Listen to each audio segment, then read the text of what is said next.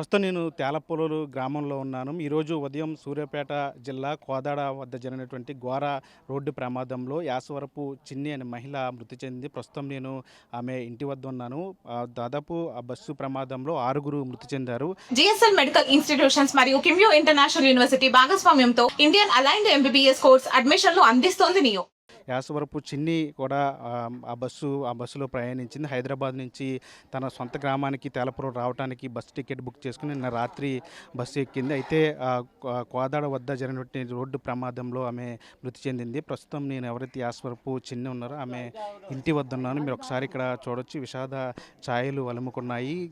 జరిగినటువంటి ఘోర రోడ్డు ప్రమాదంలో 6 మృతి చెందారు. అందులో ఆ బస్సు హైదరాబాద్ నుంచి ఏలూరుకు వస్తుంది. ఆ బస్సులో ఉన్నటువంటి ఆ ప్రమాదం జరిగిన సమయంలో 6 మృతి చెందారు. ఆ మృతి చెందిన వారిలో యాసవరపు చిన్ని కూడా ఉన్నారు. ప్రస్తుతం ఇది ఒకసారి విజువల్స్ చూడవచ్చు. నేను ఆమె నివాసం వద్ద ఉన్నాను. ఇది ఒకసారి మీరు విజువల్స్లో చూడొచ్చు. ఎవరైతే యాసవరపు చిన్ని ఉన్నారో ఆమె నివాసం ఇక్కడ.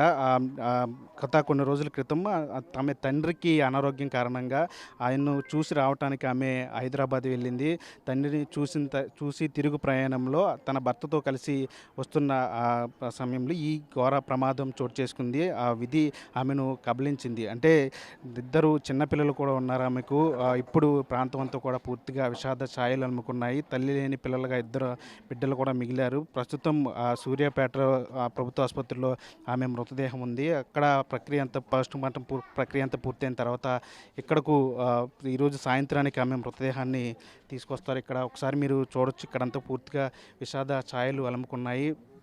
ఒకసారి మిమ్మల్ని చూపించే ప్రయత్నం చేస్తాను. ఒకసారి మీరు చూడొచ్చు విజువల్స్లో.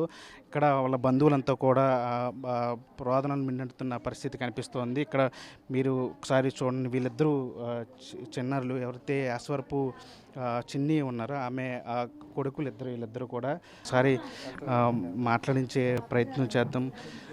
అమ్మ, మీరు ఏమవుతారు? కోడలు కొడుకు నేను అక్కడ అసలు అయిందో నాకు సరిగ్గా పడదు. వేరే ఎక్కడికి వెళ్ళి హైదరాబాద్ వెళ్ళి వస్తున్నారు.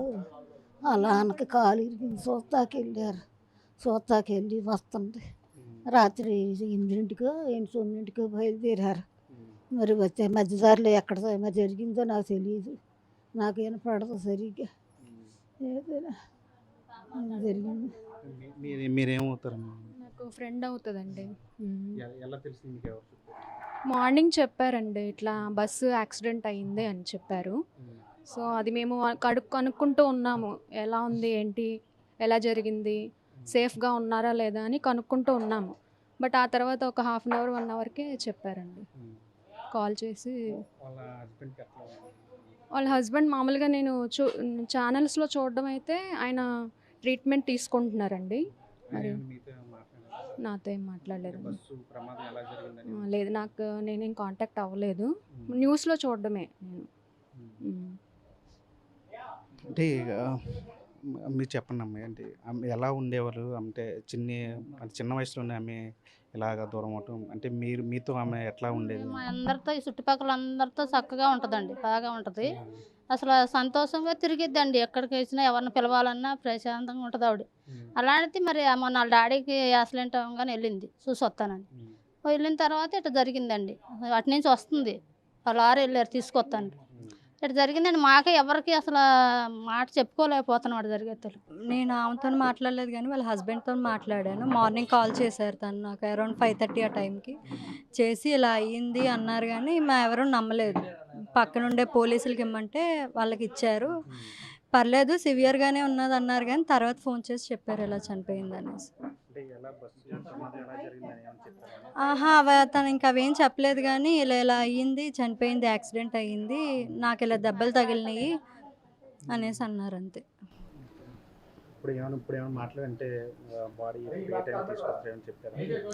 చెప్పారంటే ఫార్మాలిటీస్ అన్నీ ఫిల్ అయిపోయినాయి, ఇంకా స్టార్ట్ అవుతాం అనేసి ఒక half an hour back phone చేశారు. అందరితో చాలా ఫ్రెండ్లీగానే ఉండేది, ఎవరితోని యాంటీగా అయితే ఉండేది కాదు. అందరితోని బాగానే కలిసిపోయేది. సార్, అంటే అందరూ కూడా ఇక్కడ చుట్టుపక్కల ఉన్న వాళ్ళంతా కూడా అంటే పూర్తిగా వీళ్ళంతా కూడా శోక సముద్రంలో మునిగిపోయినట్టు మీరు ఒకసారి విజువల్స్లో చూడొచ్చు. అంటే చిన్న వయసులోనే ఆమె అందరితో ఇక్కడున్న చుట్టుపక్కల అందరితో చాలా సన్నిహితంగా మెలిగేది. చాలా మంచి ఆవిడ అని చెప్తున్నారు. వాళ్ళందరూ కూడా చాలా అంటే బాధపడుతున్న విజువల్స్ మీరు చూడొచ్చు. ఒకసారి వాళ్ళ పిల్లలు నువ్వు పెద్ద అబ్బాయా? తెలుసా నీకు ఆ అమ్మకి ఎట్లా తెలుసా? తెలీదు, తర్వాత తెలిసింది. మాట్లాడావా అమ్మతో ఎప్పుడు మాట్లాడావా? నిన్న నైట్ ఫోన్ చేసింది, బయలుదేరుతున్నాం మళ్ళా చేయొద్దని. తర్వాత మేము పడుకున్నాం. డాడీ ఏం మాట్లాడా? డాడీ అప్పటికే పని చేసుకున్నాడు అని చెప్పి. ఎప్పుడు చేసింది మమ్మీ నీకు? నిన్న చేసింది. నీకు తెలుసా అంటే ఇలాగ యాక్సిడెంట్ అయిందని తెలుసా? చెప్పారా మీ వాళ్ళు? మార్నింగ్ చెప్పారు లేచారు. అంటే పూర్తిగా వాళ్ళకి తెలీదు. ఈ విషయం కూడా పూర్తిగా వాళ్ళకి తెలీదు. అంటే మమ్మీ కాల్ చేసింది మాకు, వచ్చేస్తాము అని చెప్పింది. మళ్ళీ పొద్దున్న ఫోన్ చేశారు అని చెప్తున్నారు పిల్లలు కూడా. వాళ్ళకి కూడా పూర్తిగా ఇంకా లోకజ్ఞానం తెలియదు. అది ఏం జరిగిందనే ఒక కన్ఫ్యూజన్లో కూడా పిల్లలు ఉన్నారు. మొత్తం నిన్న సాయంత్రం అటు హైదరాబాద్ నుంచి ఏలూరుకి బయలుదేరింది fresh travels, private travels bus. అంటే సరిగ్గా కోదాడ ఆ ప్రాంతం వచ్చేసరికి అక్కడ ముందు వెళ్తున్నటువంటి లారీ ఐరన్ లోడ్తో ఐరన్ పిల్లర్స్ సంబంధించిన లోడ్తో లారీ వెళ్తుంది. ఆ లారీ ముందు వెళ్తున్న లారీ డివైడర్ని ఢీకొని అక్కడ ఆగిపోయింది, రోడ్డు మీదే ఆగిపోయింది. అయితే ఆ సమయంలో అతివేగంగా వస్తున్నటువంటి ఈ ప్రైవేట్ ట్రావెల్స్ బస్సు ఒక్కసారిగా ఆ లారీను ఢీకొట్టింది. అప్పుడు ఆ సమయంలో అతివేగంగా ఆ లారీని ఢీకొట్టడంతో ఆ లారీలో ఉన్నటువంటి ఐరన్ పిల్లర్స్ ఏవైతే ఉన్నాయో ఆ పిల్లర్స్ అన్నీ కూడా ఒక్కసారిగా ఆ బస్సు మీద పడ్డాయి.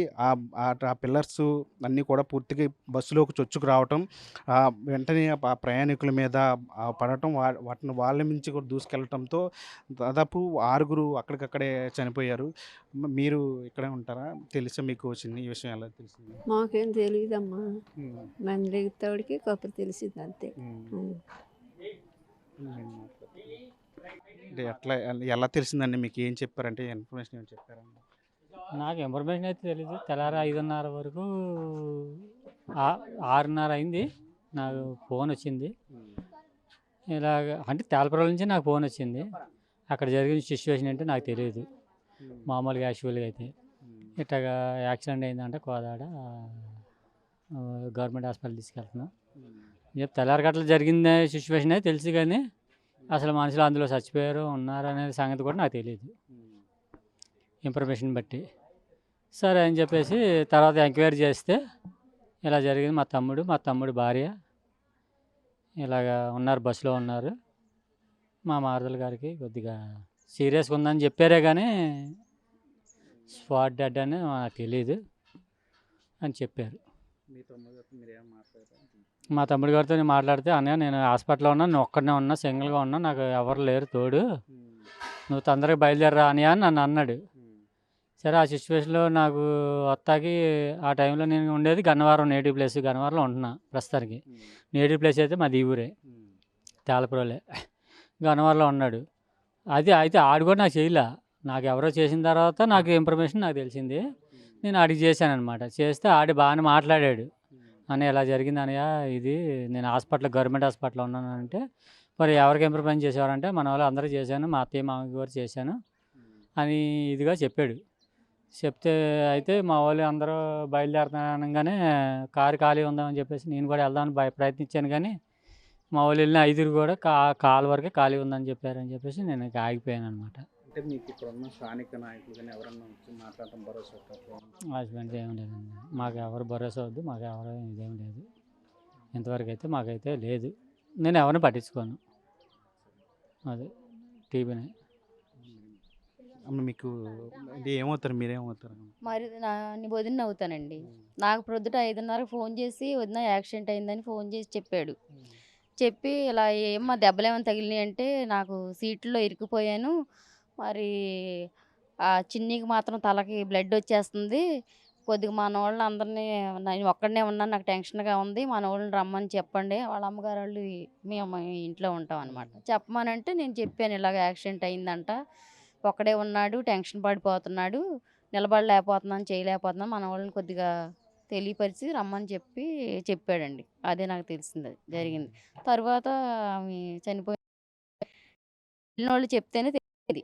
అంటే సీరియస్గా ఉంది, ఆ అబ్బాయి కూడా చనిపోయిందని అనుకోవట్లా, బ్లడ్ వచ్చేసింది, పలకట్లేదు, పిలిచినా కానీ రెస్పాండ్ అవ్వట్లేదు, వీళ్ళేమో మరి తీసుకెళ్ళమని వాళ్ళని కూడా రిక్వెస్ట్ చేస్తున్నాడు. ఏమండి మా ఆవిడ తల నుంచి బ్లడ్ వచ్చేస్తుంది, తీసుకెళ్ళండి, వైద్యం చేయండి, మీ కాళ్ళు పెట్టుకుంటాను, అది ఇదని మాకు ఫోన్లో అంటుంటే వినిపిస్తున్నాయి అంత మట్టికే. కానీ ఇక తర్వాత తెలియదు, వీళ్ళు వెళ్ళినోళ్ళు తర్వాత చనిపోయిందని చెప్పేసి అని అన్నారు. ఉమ్. బాగానే ఉండేదండి, అందరికీ తక్కువ నాలుకల్లే, అందరితో కలిసిమెలిసి బాగానే ఉండేది. ఉమ్. ఏం గొడవలు ఏంటి చిన్న చిన్న ఏమన్నా మనస్పర్ధలు అంటే భార్య భర్తలు అంటే అయ్యి తర్వాత మా అందరితో కూడా బాగానే ఉండేదండి. ఉమ్. వాళ్ళ నాన్నగారు రీసెంట్గా యాక్సిడెంట్ అయ్యి కాలుకి ఫ్రాక్చర్ అయ్యింది. ఆయన చూస్తాకని వెళ్ళి 4 రోజులు ఉండమ్మంటే అక్కడ ఉంది, 10 రోజులు బట్టి 15 రోజులు బట్టి ఉంది. ఉమ్. పిల్లలు ఇద్దరు ఉన్నారండి, 11 ఏళ్ళు ఒకరు, 8 ఏళ్ళు ఒకరు పిల్లలు. వాళ్ళు వాళ్ళ అత్తగారు ఆడపడుచు ఉన్నారుగా, వాళ్ళ ఆయన గారు చూసుకుంటారని ఆయనే ఉంచి వచ్చాడు. మీ నాన్నగారి దగ్గర ఉండండి, ఉండి రామని ఉంచి వచ్చారు. ఉమ్. ఇది మొత్తంగా అంటే ఈరోజు జరిగిన ఈ ఘోర రోడ్డు ప్రమాదంలో చిన్ని ఆకస్మికంగా వీళ్ళందరికీ దూరం, వీళ్ళందరూ కూడా శోక సముద్రంలో మునిగిపోయారు. అందరికీ కూడా తలలో నాలికలా ఆమె మెలిగేది, అందరితో స్నేహంగా ఉండేది.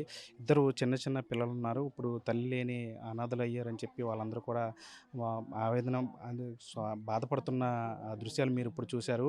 అంటే ఈ ఘోర రోడ్డు ప్రమాదం కేవలం అంటే డ్రైవర్ నిర్లక్ష్యం వల్లే జరిగిందా, లేదంటే ముందు ఏదైతే కంటైనర్ లారీ ఐరన్ పిల్లర్స్తో వెళ్తున్న లారీ ముందు నిర్లక్ష్యంగా నిలిపివేశారా, అప్పుడు పెట్రోలింగ్ సంబంధించిన పోలీసులు కానీ అధికారులు కానీ అక్కడికి ఎందుకు చేరుకోలేదు, అక్కడ ఎందుకు సిగ్నల్స్ అంటే వాళ్ళకి హెచ్చరికలు ఎందుకు ఏర్పాటు చేయలేదు, ఆ బస్సు అతివేగంగా రావటం ఒక కారణం, డ్రైవర్ నిద్రమత్తు కారణమా, లేదంటే ముందు వెళ్తున్న లారీకి సంబంధించిన డ్రైవర్లు నిర్లక్ష్యం కారణమా, ఏదేమైనప్పటికీ కూడా ఒక 6 ప్రాణాలు గాల్లో కలిసిపోయి అందరూ కూడా 1 గంట 2 గంటల్లో ఇళ్లకు చేరుకోవాల్సిన వాళ్ళు, కుటుంబంతో ఆనందంగా గడపాల్సిన వాళ్ళు, వాళ్ళంతా కూడా ఒక్కసారిగా గాల్లో ప్రాణాలన్నీ కూడా గాల్లో కలిసిపోయాయి. ఇప్పుడు ఎవరైతే యాశ్వరపు చిన్ని ఉన్నారో, ఇద్దరు చిన్న చిన్న పిల్లలు ఉన్నారు, వాళ్ళకి ఇద్దరు మగపిల్లలు ఉన్నారు, వాళ్ళకి కూడా ఒక కన్ఫ్యూజన్లో ఉన్నారు, ఏం జరిగిందో తన తల్లికి అనే ఒక కన్ఫ్యూజన్లో కూడా వాళ్ళు కూడా ఉన్నారు. ఇక్కడ చుట్టుపక్కల ఉన్నటువంటి స్థానికులంతా కూడా ఇక్కడికి చేరుకొని